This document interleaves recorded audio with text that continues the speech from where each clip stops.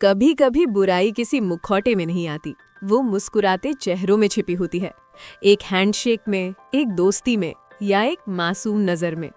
आज हम बात करेंगे क्रिस्टोफर बेरी डी की किताब talking with psychopaths and savages. एक ऐसी किताब जो यही डरावना सच हमें दिखाती है और इंसानियत के सबसे अंधेरे कोनों को खोल कर रख देती है। रितिका, ये टाइटल सुनकर ही दिमाग हिल गया।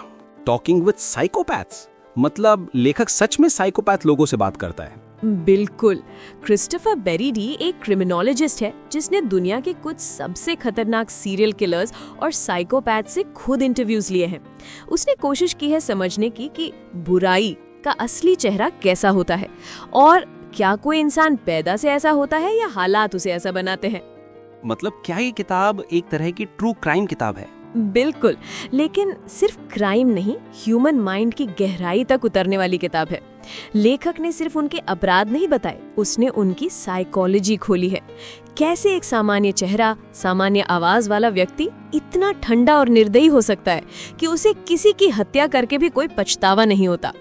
इसमें अलग अलग चैप्टर्स हैं जिनमें बेरी डी बताता है कि एक साइकोपैथ का दिमाग कैसे काम करता है, वो क्या सोचता है और कैसे उसकी इंसानियत धीरे धीरे मर जाती है। थोड़ा शॉर्ट में बताओ ना, क्या क्या चैप्टर हैं इसमें? जरूर, चलो आसान भाषा में समझते हैं। 1. What is a serial killer, यानी सीरियल किलर क्या होता है। इसमें बताया गया है कि सीरियल किलर और सामान्य अपराधी में फर्क क्या है, क्यों कुछ लोग बार बार हत्या करते हैं और कैसे उनका दिमाग धीरे धीरे मानवीय भावनाओं से खाली हो जाता है। ये हमें समझाता है कि हर अपराधी एक जैसा नहीं होता, कुछ के अंदर एक अलग ही सोच पनपती है। 2. Can you spot a psychopath, क्या आप उनको पहचान सकते हैं। इसमें बताया गया है कि ये लोग बाहर से बिल्कुल सामान्य लगते हैं, आकर्षक, मीठे बोलने वाले और आत्मविश्वासी, लेकिन अंदर से ठंडे, चालाक और दूसरों की भावनाओं से बिल्कुल कटे हुए। सीख ये मिलती है कि हमें लोगों को सिर्फ उनके दिखावे या चार्म से जज नहीं करना चाहिए। 3. Inside the mind of a killer, यानी कातिल के दिमाग में झांकना। लेखक बताता है कि उसने जेलों में जाकर इन हत्यारों से बातचीत की, कैसे वे अपनी सोच को नॉर्मल मानते हैं और किसी भी गिल्ट यानी पछतावे से मुक्त रहते हैं। यह अध्याय दिखाता है कि बुराई हमेशा शैतान जैसी नहीं दिखती, कई बार वो मुस्कुराते चेहरे में छिपी होती है।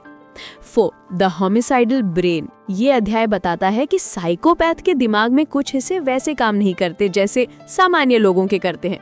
उनमें एम्पैथी यानी दूसरों की भावना महसूस करने की क्षमता बहुत कम या बिल्कुल नहीं होती। इससे समझ आता है कि कुछ अपराधी केवल बुरे नहीं, बीमार भी होते हैं।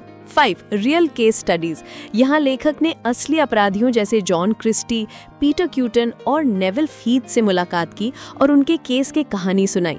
उनकी जिंदगी, बचपन और मानसिकता को समझने की कोशिश की। ये हिस्सा सबसे दिलचस्प है क्योंकि इसमें आप बुराई का असली चेहरा देखते हैं, इंसान के अंदर का अंधेरा।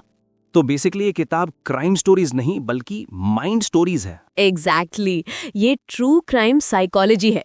क्राइम तो सिर्फ सरफेस है, असली कहानी है क्यों कोई इंसान इतना अंधकारमय बन जाता है। ये किताब उसी क्यों को समझने की कोशिश है। और रितिका, तुम्हारे हिसाब से ये किताब क्यों पढ़नी चाहिए, जो इतनी डार्क और डरावनी है? क्यों जरूरी है किसी आम इंसान के लिए जानना कि साइकोपैथ क्या होता है? बहुत अच्छा सवाल। देखो, ये किताब हमें डराने के लिए नहीं, सचेत करने के लिए लिखी गई है। कई बार हमारे आसपास भी ऐसे लोग होते हैं जो चार्मिंग हैं, मीठे बोलते हैं, लेकिन भीतर से हॉलो हैं। ये किताब सिखाती है कि हर मुस्कान सच्ची नहीं होती और हर इंसान वैसा नहीं होता जैसा वो दिखता है। इसके अलावा अगर तुम्हें साइकोलॉजी, ह्यूमन बिहेवियर या डार्क पर्सनालिटी को समझना है तो ये किताब तुम्हारे सोचने का तरीका बदल देगी। तुम लोगों को सरफेस से नहीं, डेप्थ से देखने लगोगे। क्या ये किताब हर कोई पढ़ सकता है या ये सिर्फ उन लोगों के लिए है जो साइकोलॉजी में इंटरेस्ट रखता है? देखो, अगर तुम्हें मनोविज्ञान, ह्यूमन बिहेवियर या ट्रू क्राइम में जरा भी दिलचस्पी है तो ये किताब तुम्हें बांध कर रखेगी। लेकिन अगर तुम इमोशनल इंसान हो तो कुछ हिस्से तुम्हें हिला देंगे। फिर भी ये किताब नेसेसरी डिस्कम्फर्ट देती है क्योंकि ये हमें याद दिलाती है कि अंधेरा बाहर नहीं, हमारे अंदर भी छुपा होता है और अवेयरनेस ही पहला स्टेप है उसे पहचानने का। रितिका, एक आखिरी सवाल, अगर तुम इस किताब का एक मैसेज समराइज करो तो वो क्या होगा? एक लाइन में कहूँ तो psychopaths don't wear masks, they are the mask. इस किताब का मकसद है हमें ये सिखाना कि दिखावे से परे देखना जरूरी है। हर मुस्कान के पीछे अच्छाई नहीं होती, कभी कभी वो एक ठंडी कैलकुलेटेड एक्सप्रेशन होती है जो मैनिपुलेट करने के लिए बनाई गई है। टॉकिंग विद साइकोपैथ्स हमें डराती नहीं, हमें जगाती है, क्योंकि जब तुम इंसानियत की अंधेरी सच्चाई को जान लेते हो तो तुम अपनी रोशनी को और मजबूती से पकड़ना सीखते हो।